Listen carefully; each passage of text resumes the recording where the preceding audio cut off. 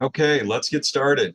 I want to thank everyone for attending, and I particularly want to thank the Chamber for giving us this opportunity today, and Ashley and Susan specifically for setting up the presentation for us. Um, Today, the presentation is going to be audio only. There's a couple exhibits in the slides. We want to be as big as possible. So uh, we won't have video, just the slides. And we've already started using the Q&A box, or excuse me, the chat box off to the side. Please submit your questions there. We're going to try to keep up with answers as we go through today's presentation. And then at the end, hopefully we have about 10 or 20 minutes for some follow-up questions and to expand on some answers.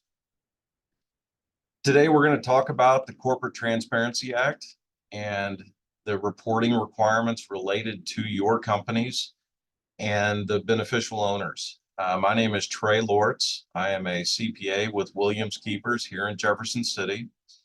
Also presenting today are Laura Cutler and Caroline Boger. They are also CPAs here at Williams Keepers. We are all three in the tax department. We do a lot of tax returns, but in addition to that, we consult and work with our small business owners on pretty much a daily basis throughout the year. And we think this is going to be an important topic that impacts a lot of people. So today's presentation on slide 2, the Corporate Transparency Act.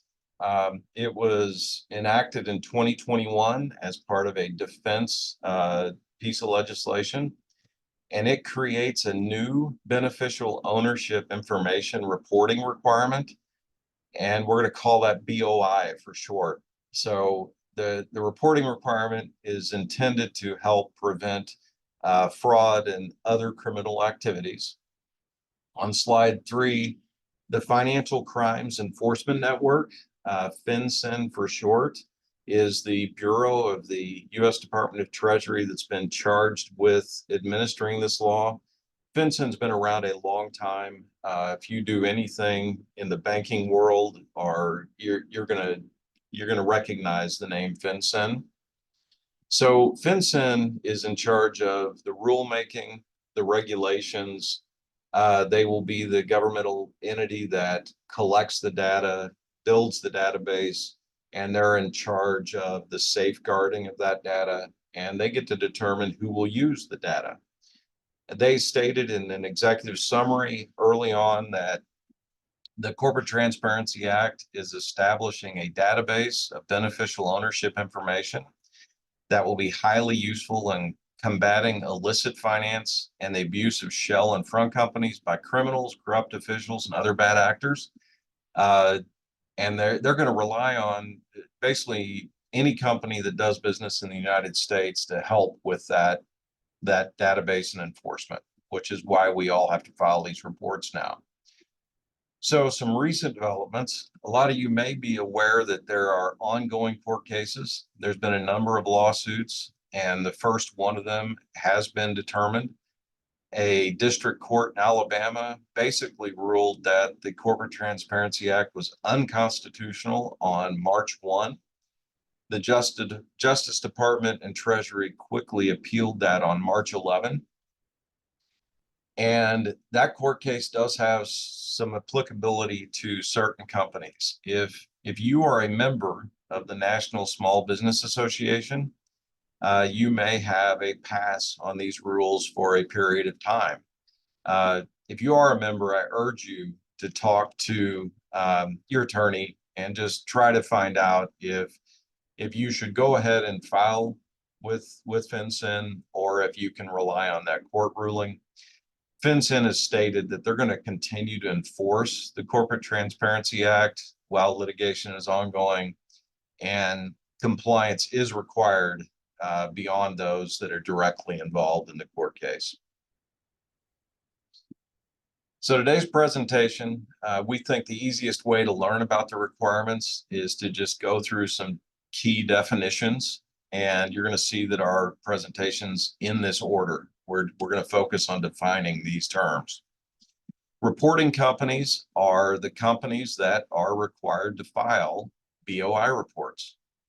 Likewise, the exempt entities are companies that are going to meet one of 23 exemptions from that filing. So the act basically divides all companies up into these two categories, those required to file and those that are not required to file. The primary information that's going to be reported on these reports is information about beneficial owners. And this gets down to basically individuals, natural people that either directly or indirectly own or control at least 25% of the business, or outside of ownership, individuals that have some form of substantial control over that business. Another piece of information that has to be reported is the company applicants for businesses created after January 1 of 24. And a company applicant is basically the one or two people that are in charge of creating the company. They file the document with the Secretary of State or prepare those documents. Another term is a FinCEN identifier. So I think Caroline's going to talk about those later. A FinCEN identifier is a unique number that individuals or companies can apply for, and then they can use that number on the BOI reports rather than using their personal information. This adds some administrative simplification at times, and it also could provide some privacy for those individuals. Again, we're going to get into that in a later slide. On slide 6, who has to deal with this? So reporting companies. Reporting companies are defined as corporations, limited liability companies, or any other entity that's created by filing a document with the Secretary of State or some similar governmental office. It's important to note that disregarded entities are also subject to this. So some of you may own an LLC that you merely report the tax information on your personal tax return.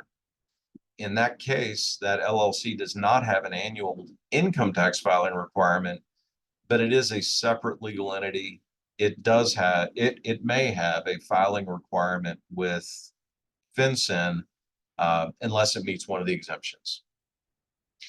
On the next page, we have a slide that comes out of the Small Entity Compliance Guide. FinCEN has published a compliance guide that has a lot of useful charts and checklists for businesses to determine if they have to file and what kind of information they have to include in their reports. So I urge you, if you're filing your own report, to take a look at that guide. You'll note on this initial chart about reporting companies, foreign companies that do business in the United States are also subject to these rules. We're going to focus on domestic companies today. So again, just to repeat, on the left-hand side, is the company a corporation? Is it an LLC?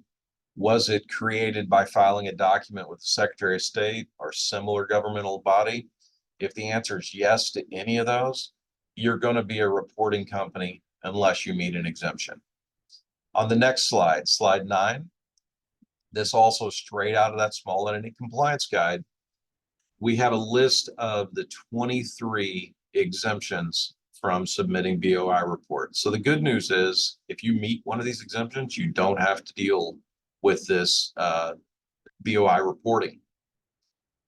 I'd urge you to not just rely on the surface of this. There are checklists behind each one of these exemptions, and there are details that may or may not allow you to use the exemption. For example, on number 15, accounting firms, we were pretty excited about this initially, thinking accounting firms were exempt. But if you look back in the details of the accounting firm exemption, it's a pretty specific type of accounting firm, and it's mainly just the largest or very large accounting firms that are going to be exempt. Generally, these exemptions are categories or businesses that are heavily regulated.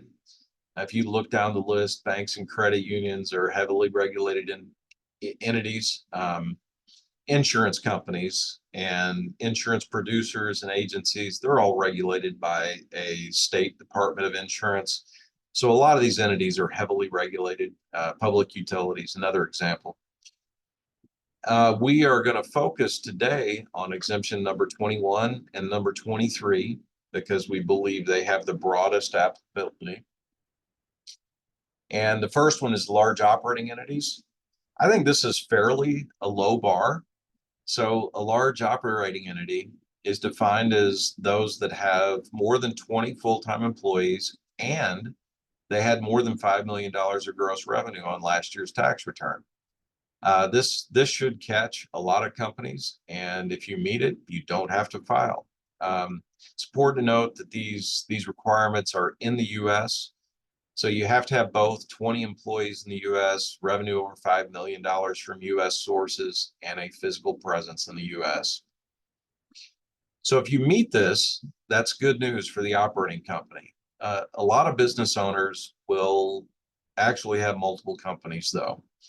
So, and they think about their business operation as the overall activity, not the separate companies. So you may own some real estate and you may have parked that real estate off to the side in an LLC and have a rental relationship between the operating company and the LLC. So in that case, where the operating entity's exempt because it meets this large operating entity exemption, the rental company probably will not. I doubt the rental company has 20 employees, and you cannot attribute employees from one company to the other. It probably also does not have $5 million of gross revenue. So in that case, you may have an exemption for one company, but that real estate LLC is going to be charged with filing their BOI report. On the opposite end of the spectrum, on slide 11, we have exempt entities, we have inactive entities. So inactive entities are this pretty specific definition. They were in existence prior to January 1, 2020. They don't have any active business. They don't hold any type of assets. Again, they're not owned by a foreign person. And they've not had a change in ownership in the prior 12 months. And also haven't had $1,000 or more go in and out of the company. So a couple things that might trip you up. This is a little different than what we normally think of as an inactive entity. If you have a company that you formed after January 2020, it may be inactive. You may have just not started using it yet. In that case, it could be completely empty and inactive, but it was formed recent enough that you are still required to file your BOI report. Another thing on kind of the other end of the timeline is you may have an old company. Some people like to just keep LLCs active, thinking they may use them again, but you may have sold the real estate or you may have kind of wound up the business operations. You know, if that old entity has just a checking account in it of $50 that you've held open, that entity has assets, so it's going to be required to file the BOI report. So once we determine what entities have to file, the next question is, when do you have to file? So entities created before January 1st, 2024 will have all year. You've got until December 31st to file your initial BOI report. And then the entities created this year during 2024 will have 90 days to file the initial report. And that timeline shrinks to 30 days for entities created after January 1st, 2025.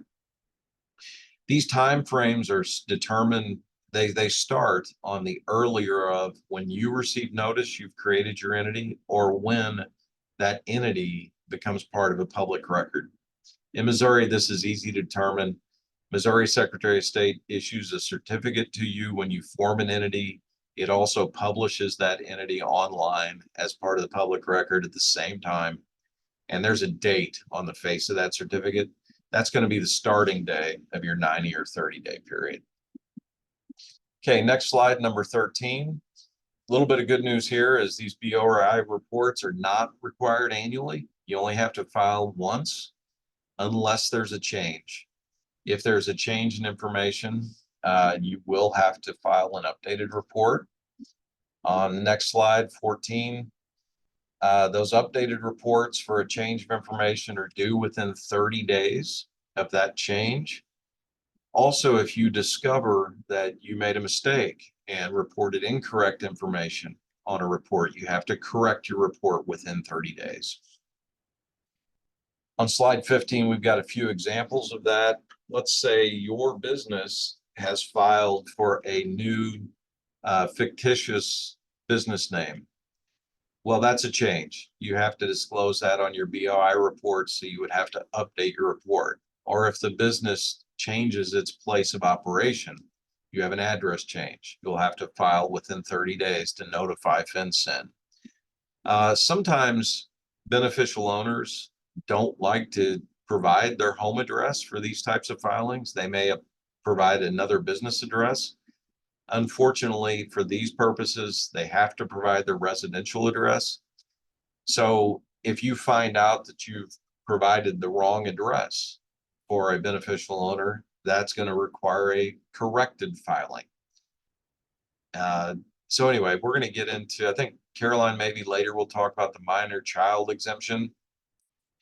And just know that those updated reports are required. So now we're going to switch, talk about a different term. I think Laura is going to pick up here on slide 15 and start talking about our beneficial owners. Thanks, Trey. So the information we've gone through so far, determining if your entity is a reporting company and what filing dates we need to be aware of, we'll assume now that we have determined that a report needs to be filed. So what information is going into that report? First, the ruling requires reporting companies to report certain information about their beneficial owners. Beneficial owners are defined as persons, all individuals, not entities, who either own 25% or more directly or indirectly of the reporting company's ownership interest or exercise substantial control over the reporting company. We'll go over each of the criteria a little more in depth, but a couple of general comments first. Note that it's one or the other, it's not both. Although a beneficial owner can and many times will qualify based on both criteria, we'll see that in an example later. The information report does not require the beneficial owner to specify how they qualify. So you don't have to report that you are a 25% owner or that you have substantial control, just that you're a beneficial owner. And there is no limit to the number of beneficial owners to report, but all reporting companies are required to report at least one beneficial owner. So you could have 5, 10, 20, depending on how big your company is or how many people have control over decision-making processes.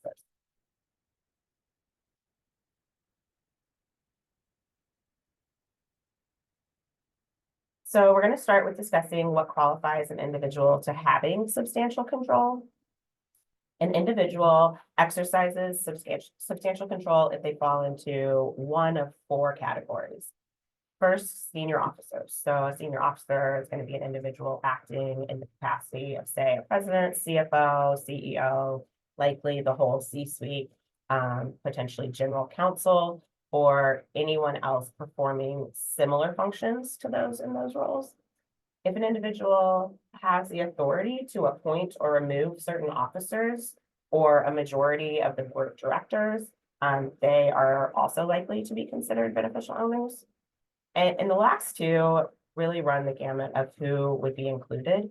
As an important decision maker, this would include someone making or influencing significant or important decisions, be for the company's business, finance, or structure. Examples could include saying yay or nay to certain business lines or geographic focus, direction of financial assets. Are they approving the operating budget? Did they structure a reorganization or a merger?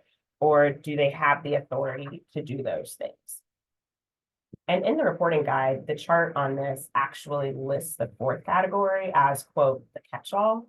They're cognizant that businesses are being run in new, unique ways and certain control, although outside of these traditional indicators kind of listed here, could still be substantial in those lines of business. So before discussing this chart, recall that Trey mentioned that 25% ownership interest is either direct or indirect ownership.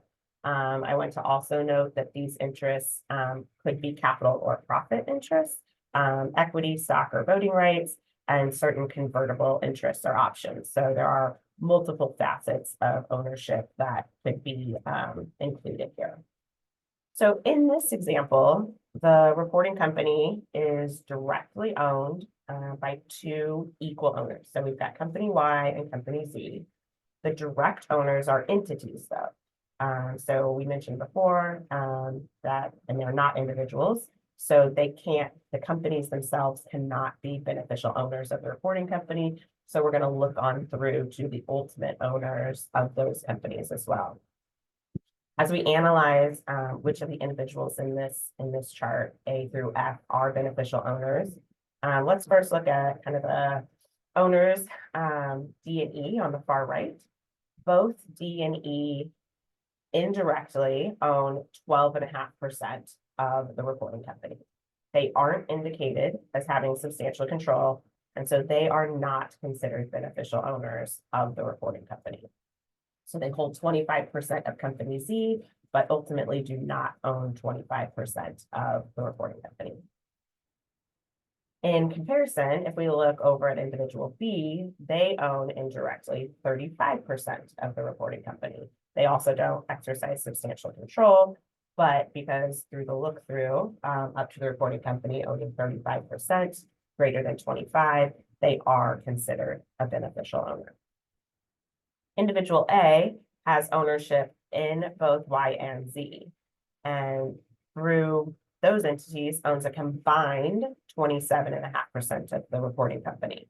So they don't just through Y don't own 25% of the reporting company, but through all of their interests, they do own 25%, or at least 25%. They're also in this example, the CFO.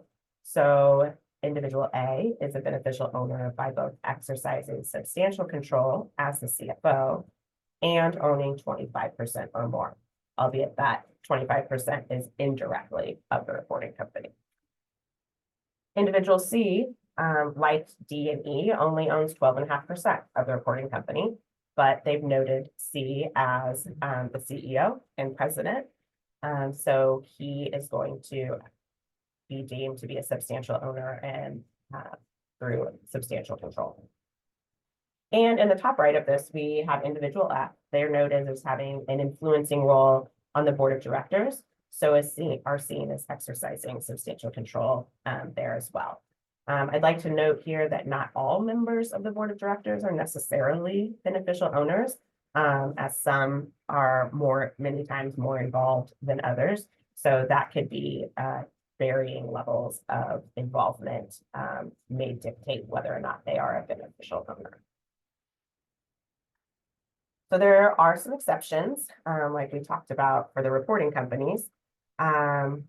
If a minor child is determined to be a beneficial owner, you can opt to report a parent or legal guardian's information instead of the minor child. It's not that you can ignore that the minor child is a beneficial owner, but you can report there. And that was kind of where Trey discussed having maybe to file an amended report or a change because there's a change in beneficial owner. So if you had reported the minor child's parent or guardian and then they turned 18, they are now no longer a minor child and they would need to be reported as the beneficial owner. Nominees, intermediaries, custodians, or agents are not considered beneficial owners. So those individuals merely acting on behalf of another are not BOs, and the beneficial owner information would still be required to be reported for that the person that actually is the beneficial owner. Being an employee doesn't inherently make you a beneficial owner. Employees are typically subject to the will and the control of the employer, so they aren't necessarily exercising the substantial control. But as we talked about, there could be that C-suite or other key employee that does have substantial control. So being an employee doesn't inherently make you a beneficial owner, but some employees may be. As an inheritor, you would only have a future interest in a reporting company and would not currently be considered a beneficial owner. Again, if you were to inherit a company or become an owner, 25% or more in an entity, then you would be considered a beneficial owner if and when that interest was passed on to that individual. And creditors of a company, although they are entitled to payment for certain liabilities of the company, they are not considered beneficial owners either. Next up are company applicants. Reporting companies created, this is where the dates that Trey talked about kind of come into play a little bit. Reporting companies created before January 1st, 2024 do not need to report their company applicants. You may not even remember who that company applicant was if it was created so long ago. So they will only need to, so if the entity was in existence prior to the beginning of this year, company applicant information reporting is not required. If the reporting companies were created on or after January 1st, 2024, so new entities created this year and any future year will need to report their company applicants. They fall into two categories, either a direct filer or an individual who directs or controls the filing action. A direct filer would have actually physically or electronically, in many cases now, filed the document with the Secretary of State or a similar office.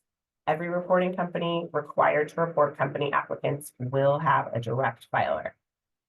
In some instances, the direct filer will be the same person directing the filing action, but that will not always be the case. So, and then to determine who is primarily responsible for directing or controlling the filing of the document, you'll want to consider who is responsible for making the decisions about the filing of the document, such as how the filing is managed, what content the document included, and when and where that filing occurs. There will be a maximum of 2 company applicants per reporting company. There may only be one, like I mentioned, but there will never be more than 2. So it's either 1 or 2 for any entities created after the beginning of this year.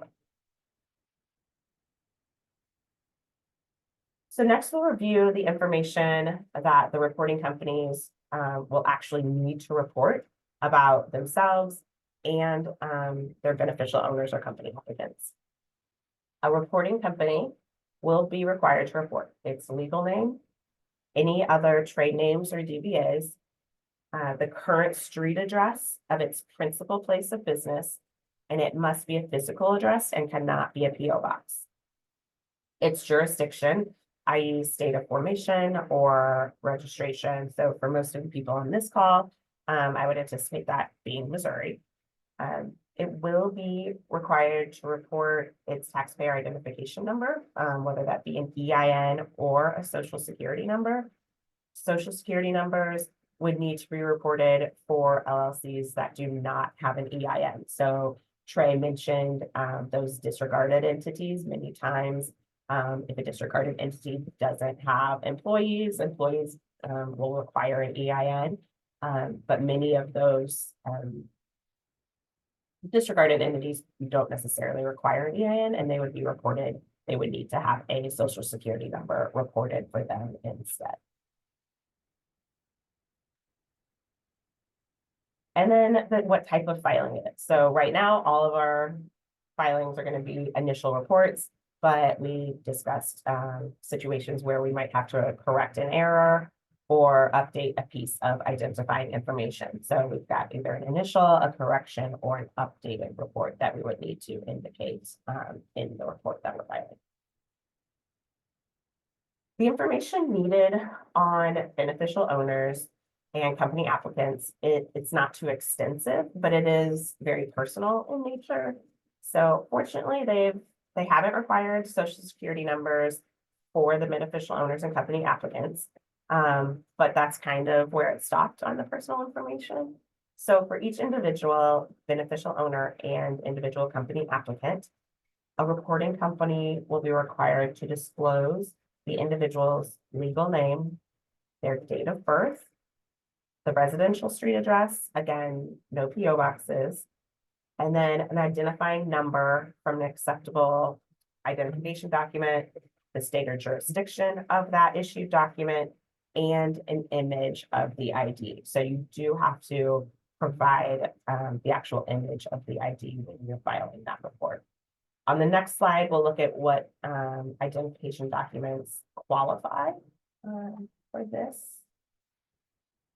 So acceptable IDs include driver's license, some other form of ID issued by a state or local government that is used to identify the individual, a passport. Note that all forms of IDs must be up to date. So expired identifications or passports are not accepted. If it is a foreign individual, it must be a foreign passport. So it can't be any other foreign identifying document. It must be a passport. So we've gone through the information that needs to be provided. You can see it wasn't necessarily a laundry list of items, but it is personal in nature. And so who's going to see this personal information that we've provided to FinCEN? The CTA has indicated that those with access to the reporting information will be the U.S. Department of the Treasury, other U.S. federal agencies engaged with national security, intelligence, or law enforcement. See this as potentially being FBI, CIA, military branches, etc. State, local, or tribal enforcement agencies. That may include your highway patrol, etc. Financial institutions, as long as they have customer consent. Federal and state regulators assessing financial institutions, and qualifying foreign law enforcement agencies and authorities. Given the personal nature of the information, they have provided some small veils to help protect the data as these reports are being completed. And Caroline is going to fill us in on what that layer of protection may look like for us. Thanks, Laura. So as we just heard, there is a lot of information being requested about reporting companies and their beneficial owners and company applicants. And this can be made even more complicated and inconvenient for those with ownership interests in multiple companies or those who are part of tiered ownership structures. And this is where the FinCEN identifier comes in. A FinCEN identifier is a unique ID number that FinCEN issues to an individual or reporting company upon request once they've provided certain personal information to FinCEN. Reporting companies can then report these identifiers in its BOI report instead of all of those pieces of personal information that Laura just went over for the beneficial owners and company applicants. And while FinCEN identifiers are not required, they can be a big time saver for reporting companies. They can also eliminate the need for individual beneficial owners and company applicants to share their personal information with reporting companies. Please note that only one FinCEN identifier is allowed per person or per reporting company. So you just want to make sure that you're not accidentally applying for multiple. Reporting companies can then use these FinCEN identifiers in place of required personal information about beneficial owners and company applicants on the BOI report.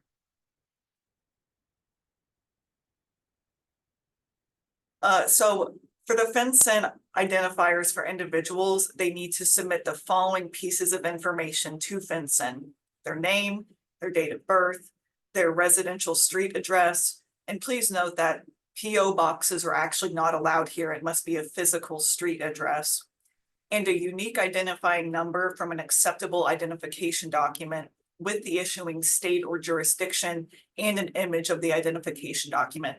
For example, a driver's license, passport, or other ID document that's issued by the state. And these items that an individual is reporting to FinCEN to obtain the identifier are the exact same pieces of information that they would disclose to a reporting company as a beneficial owner or company applicant.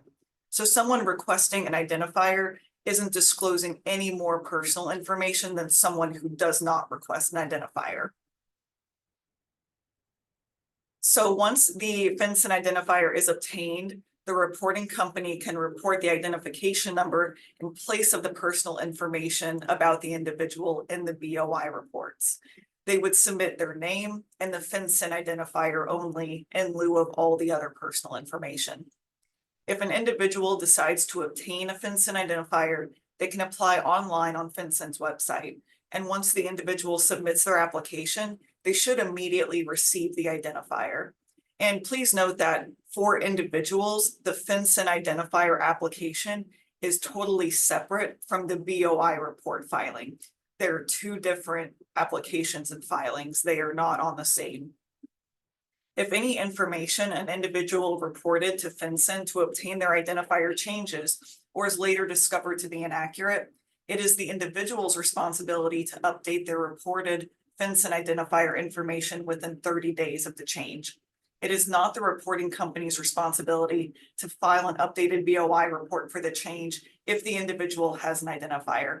So we could really see reporting companies encouraging their beneficial owners to obtain FinCEN identifiers. So that way it shifts the responsibility to the individuals to update their own information instead of the reporting companies having to keep track of everybody. So there is no separate application for a reporting company to request a FinCEN identifier like there is for an individual. The reporting company can simply check a box on the BOI reporting form that says they would like to receive a FinCEN identifier. And the same rules as individuals apply for when there are changes or corrections made to a reporting company's information. They have 30 days to update and correct the information that was reported to FinCEN. So there's no difference there. So we've already been discussing some of the benefits of obtaining a FinCEN identifier, but here are just some additional reasons why someone might want to consider applying. One, you are a beneficial owner of multiple reporting companies. If an individual chooses to obtain a FinCEN identifier, they submit their personal information to FinCEN one time to obtain a FinCEN identifier that would then be used on any reporting company's BOI report.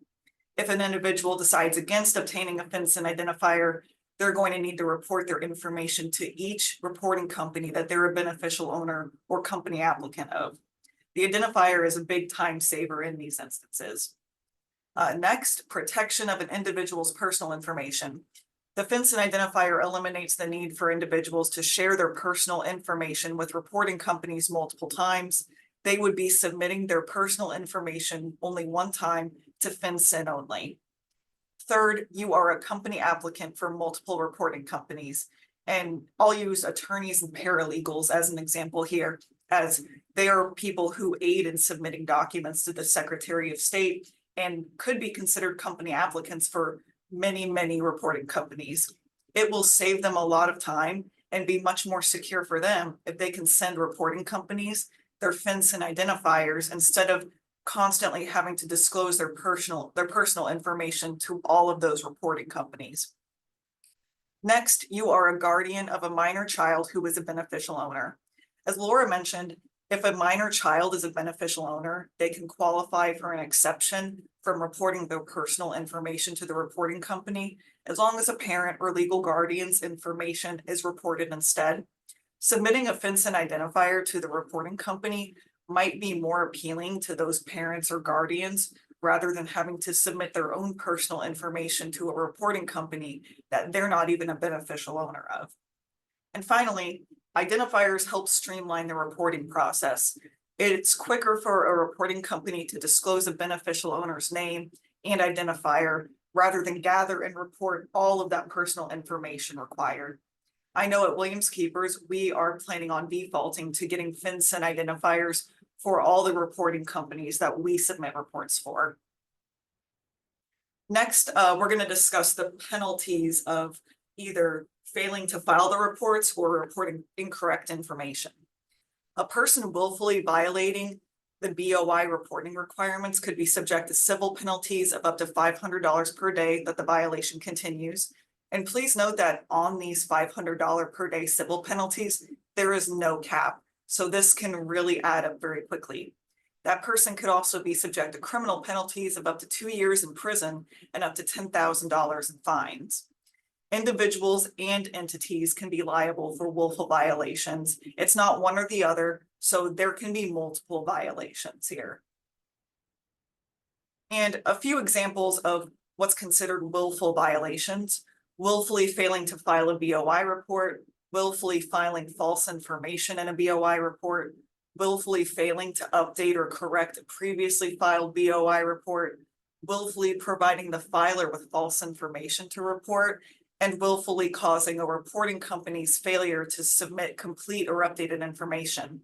So it's not only someone willfully failing to file or submit the correct information, but it's also a willful violation for someone to intentionally cause the reporting company to fail to comply. And we aren't here to try to define what FinCEN meant by the term willfully here, but we did want to draw attention to the fact that the rules do specifically state that the penalties are in regards to these willful violations. However, there are safe harbors from these penalties. If you believe a report filed with FinCEN is incorrect and you submit a report to correct the information within 90 days of the deadline of the original report, then there's a safe harbor from these penalties. You can file the corrected reports electronically the same way that the original report was submitted. You just need to make sure you're choosing the option for a corrected report instead of an initial report. We will shortly review kind of what that BOI report looks like. And there's a checkbox at the top where you choose what type of report to file. So you just want to make sure that you are selecting the corrected report option here. And lastly, we've already kind of touched on some of these, but I just wanted to kind of review a few helpful hints. Beneficial owners of multiple entities may want to consider obtaining a FinCEN ID. As we've already discussed, this can really streamline the process and help protect their personal information. FinCEN identifiers are available for both entities and individuals. As I said before, whenever it comes to address information on these reports, PO boxes are not allowed. It must be a physical street address.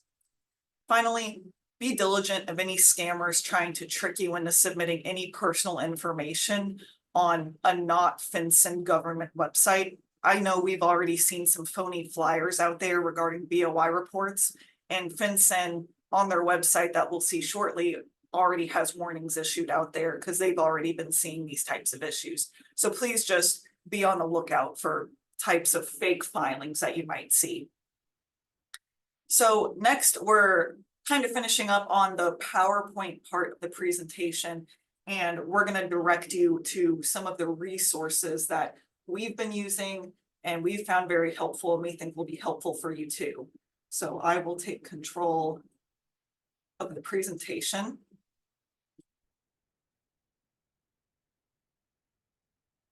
All right, and hopefully you guys can see the FinCEN BOI website on my screen. This page has a lot of helpful information, such as frequently asked questions and the small entity compliance guide that we've been referencing throughout this presentation. So here's the BOI homepage. This entire page on FinCEN's website is dedicated to the BOI reports. So first, let's look at the FAQ page right here. And the FAQ page is broken down by topic. So there are questions related to reporting companies, beneficial owners, company applicants, the reporting process, and most of the other topics that we've covered today. Everything is kind of grouped together. Something really handy about this FAQ page and the way it's set up is that once you spot the question you'd like the answer to, you can click on it and you will be jumped to the FAQ section that answers the question. So that way you don't have to scroll through this very long page to find it. For example, if I wanted to know who is considered a beneficial owner, I could click on that and it jumps me right to the answer down there so I don't have to scroll and scroll. And you can jump right back up to the top and get right back up to that question part very easily. And there's also a PDF version of the FAQ page available if you'd rather have it in a printed format. The PDF version has the exact same information as the web page, but all the questions and answers are listed together. So you do unfortunately have to scroll through this, but it's just another format that might be a little bit easier to manage. So going back to the BOI homepage, I'd also like to draw your attention to the small entity compliance guide under the small business resource section. This guide was published by FinCEN, and it just really does a good job of explaining a lot of these BOI reporting concepts. The table of contents right here works really similar to the FAQ section, where you can click the topic that you want to jump to, and it'll take you directly to that page so you don't have to scroll through the whole 60-page guide. For example, let's look at more information on the exempt entities list. If I click there, it'll take me right to that exempt entities chart that Trey went over earlier. And as he described earlier, in addition to this list being here, each exemption has a corresponding exemption number that if you scroll down, there's a corresponding checklist that helps you evaluate if your company falls under any of these exemptions. So I think Trey kind of picked on the accounting firms, which is exemption number 15. If we scroll down a little bit to exemption number 15, we see what he was referencing and how it's a very short checklist, but it's not as simple as it seems where all accounting firms are exempt. It's only those who are registered with section 102 of the SOX Act. So it's a little trickier than you think. So just because your company might look like it falls under one of the 23 exemptions on the list doesn't mean that you're home free. Just make sure that you are reviewing the checklist just to help you determine if your company is truly exempt or not. Taking it back to the BOI homepage, the last thing we wanted to show you on the BOI website is an actual copy of the BOI reporting form itself.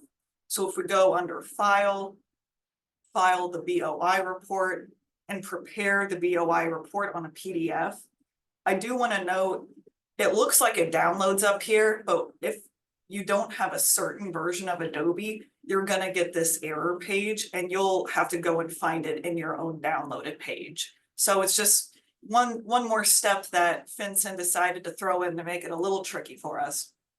So the form's pretty helpful. It comes with instructions at the top. The first part is telling you to fill out the report in its entirety. Then you'll validate it to make sure that there's nothing omitted, finalize the report to lock up the PDF so no changes can be made, save and print it. And then what's really convenient is from the report itself, you can click ready to file and it links you back to where you can submit the report on the website. The sections on the form are the same that we've spoken through today. The type of filing, the reporting company information, the company applicant information, and finally, the beneficial owner information. The great thing about the PDF form is that if you hover over these yellow boxes you need to fill out, you can see some instructions that pop up there that give a little bit more detail on what the form is asking for, which is a great resource. And then at the bottom of the form down here, it asks for the identifying document image that you can add. And this is where you would upload your picture of your driver's license or passport or anything like that. And from once you have the form filled out from there, that's where you kind of complete the rest of these steps and upload it to the FinCEN website. So, you know, scrolling through the form, as you can see, the form itself is not very complicated. The complicated part is determining whether the company has a filing requirement or if it's exempt and who's even considered a beneficial owner. Those are the most complicated parts of this, not the form itself. So that's where you might want to consult someone to help you determine if your company even has a filing requirement, and if they do, who's considered a beneficial owner. And the last resource I want to direct you to is actually Williams Keeper's website itself. Up here in our news and resource section, we have an entire FinCEN reporting section where we have written several client alerts regarding the FinCEN BOI reporting requirements that you can reference at any time. Also, I believe Trey shared this in the chat towards the beginning of the presentation, but we've given this presentation before about these new reporting requirements. So in addition to the chamber, I'm sure they're going to send out a recording of this presentation, but we also have a recording on our website that you can reference and re-listen to anytime you'd like. So this was the last resource I was going to show you. So I think with that, we are ready to take it back to the PowerPoint and start taking any questions you guys might have. Thanks, Caroline and Laura. Again, we're ready to start a Q&A session. We've got a chat box going and we are seeing a few questions. Ashley or Susan, if you could continue to help us get those questions, that would be great. And before we get into that, I know people are going to start to sign off. I just want to thank everybody for attending once again. And I think we're ready for those questions.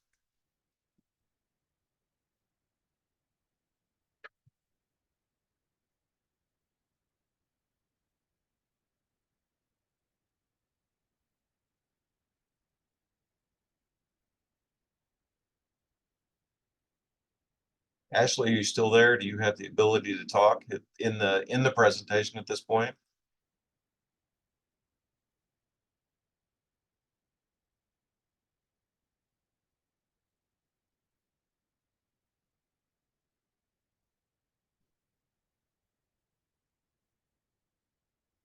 Okay, the 20 full-time employees. Looks like Paula has a question. She says, do part-time and temporaries count? We have not gotten specifically into those definitions when you are kind of on the border of 20 employees. We do know that employees working 30 hours or more count as a full-time employee, so that probably excludes some part-time employees. The actual Corporate Transparency Act, I've looked at this briefly. It references back to definitions of employees in the Affordable Care Act. So I think if your company's on the borderline of those 20 employees, you are going to want to do some research or get some help determining how many employees you have for this purpose. Sorry, I'm not avoiding the question, just I don't think a general answer covers it. The initial filing of your report, Caroline, Laura, you want to take that? It depends there if you are a new entity. So if you are a new entity, within the 2024 year, you will have 90 days to complete the report from your filing with the Secretary of State. If you are a new company in 2025, you will have 30 days to complete the report. And if you had been an existing company prior to 1/1/24, you will have until the end of this year. So for most situations, if you are not a new entity, it will be the end of 2024. Thanks, Laura. Hey, Lorelai's got a question. Does filing as a DBA or a fictitious registration count? The frequently asked questions specifically address this. Since a DBA or a fictitious registration is not a separate legal entity, it is merely an extension of the entity or individual filing for that. That does not constitute a filing requirement for the DBA. Now, if you have an LLC and you have multiple trade names, multiple fictitious names or DBA names that LLC operates under, those are part of the LLC's filing requirement. You have to list those DBA names in your filing.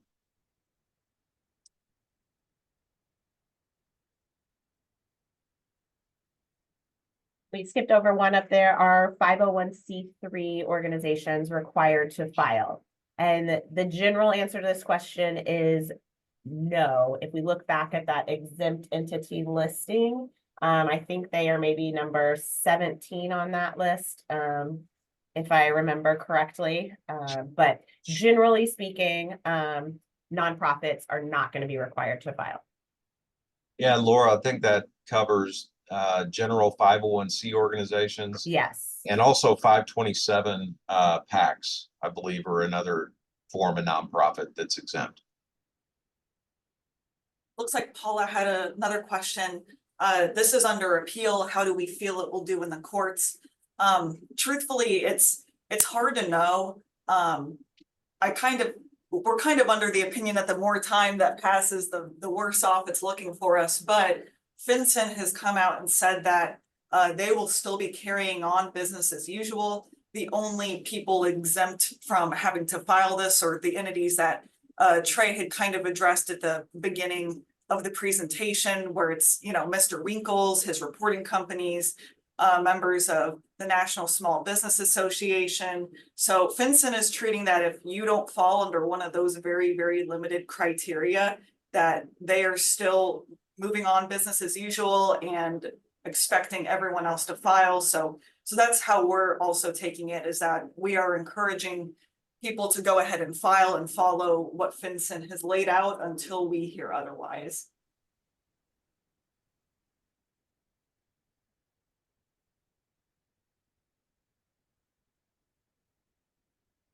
All right, do we have any other questions?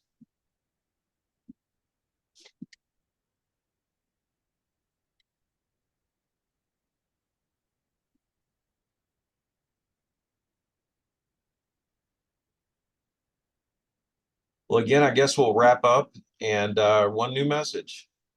Okay, Paula, yeah, we are glad to be here and thank you for thank you all for joining today. Thanks again to the Chamber for letting us have the opportunity to share this information with you.